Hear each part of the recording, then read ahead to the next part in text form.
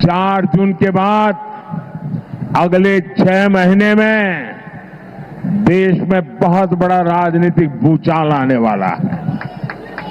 ये परिवारवादी पार्टियां अपने आप बिखर जाएगी। लाइन लगने वाली है सीटों की, टकाटक टकाटक टकाटक टकाटक। ये इंडी गठबंधन टूट करके बिखर जाएगा, खटाखट खटाखट। और उसका विश्वास नहीं, ये तो मैं मान ही रहा हूं, भूचाल जरूर आएगा। क्या भूचाल आ सकता है वो समझना चाह रहा हूं। या आप विपक्षी लोगों को मतलब डरा देते हो अभी से। जब बिना भूचाल के ये आलम है तो भूचाल में क्या आलम होगा? अब बताइए कि ये दूसरे लोग कहां जाएंगे? इंडिया गठबंधन के लोग। अरविंद केजरीवाल सब जगह कह रहे हैं मंच से, क्या यही भूचाल है जो अरविंद कह रहे हैं? वो मंच से कह रहे हैं कि अगर भाजपा की सरकार आई, मोदी जी प्रधानमंत्री बने, तो वो कहते हम तो डूबे हैं सनम, तुमको भी ले डूबेंगे। हम तो 2 को जा ही रहे जेल।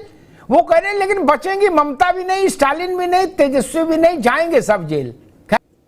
कि प्रधानमंत्री कोई बात चलते चलते भी कहें, ये तो खड़े होकर कही थी, भाई तूफान अगर आना है तो खिड़की दरवाजे मजबूत कर लो।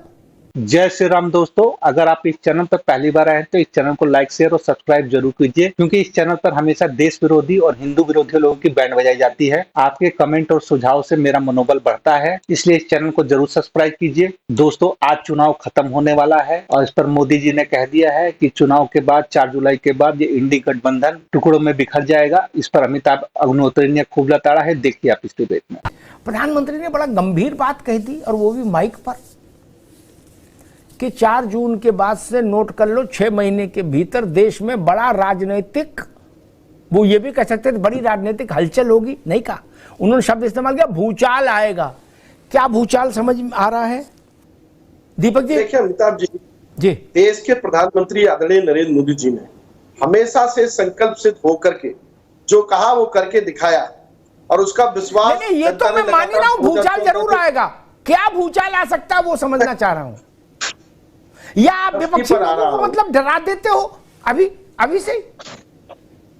जब बिना भूचाल के ये आलम है तो भूचाल में क्या आलम होगा? अब बताइए कि ये दूसरे लोग कहां जाएंगे? इंडिया गठबंधन के लोग। जब बिना भूचाल के आपका पारा 50 डिग्री है तो भूचाल में क्या 100 डिग्री हो जाएगा भैया? फिर तो सोनकर जी देखिए, भूचाल का डर उन्हीं को सताएगा जो डर से डरे होंगे, जिनकी चाल का डर उन्हीं को सताएगा जो करप्शन से लिप्त होंगे। जी राज भाई जी, चाल समझ में आती है, लेकिन अब मामला भूचाल का है, चाल का नहीं। अब वो भी 6 महीने के भीतर आ जाएगा, घोषणा मोदी जी ने की। और एक दूसरी बात उन्होंने और जो आज बड़ी कही, उस पर भी कांग्रेस की टिप्पणी होनी चाहिए। उन्होंने कहा कि मुझे प्रवोक मत करो, मैं बोलूंगा तो 7 पुश्तों तक का पाप खोल कर रख दूंगा।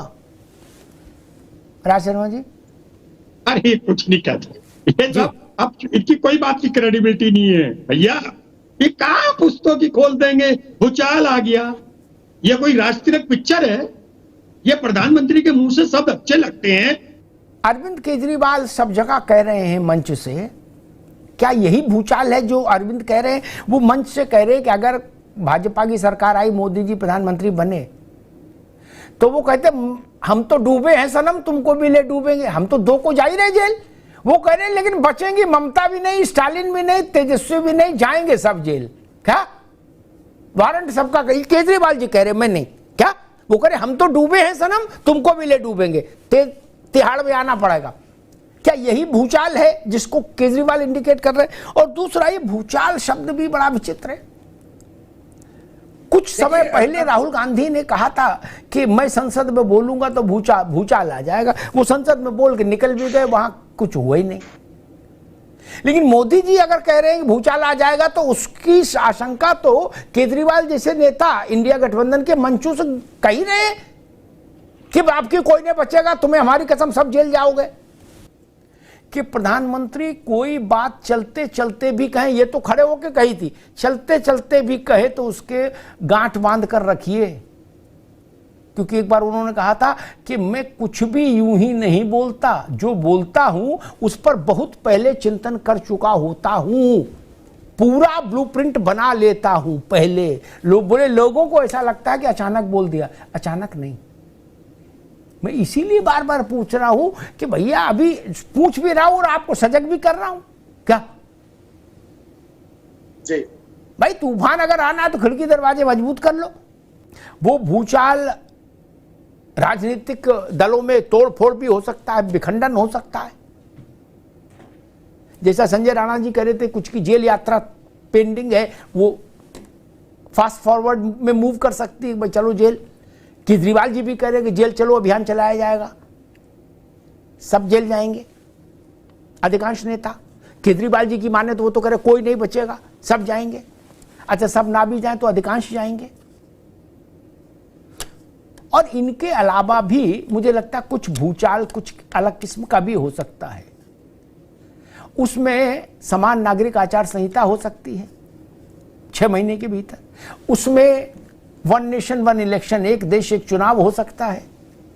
उसमें वक्फ कानून में बड़े परिवर्तन का ऐलान हो सकता है।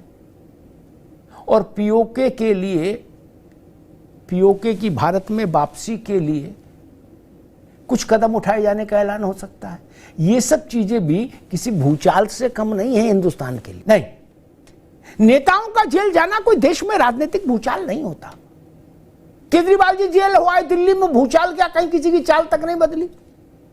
झारखंड में किसी ने एक टाइम का खाना तक नहीं छोड़ा, हेमंत सोरेन जेल गए। जेल भूचाल का संकेत नहीं, भूचाल का संकेत कुछ और है जो जेल से बड़ा है। दोस्तों, इस तरह की टॉप डिबेट्स का रिव्यू मैं डेली रिसर्च करता रहता हूं, जिसमें देश विरोधी, हिंदू विरोधी लोगों का चेहरा उजागर होता है। और आप भी इस चैनल को सब्सक्राइब करके और अपने कमेंट और सुझाव जरूर दें। जय श्री राम।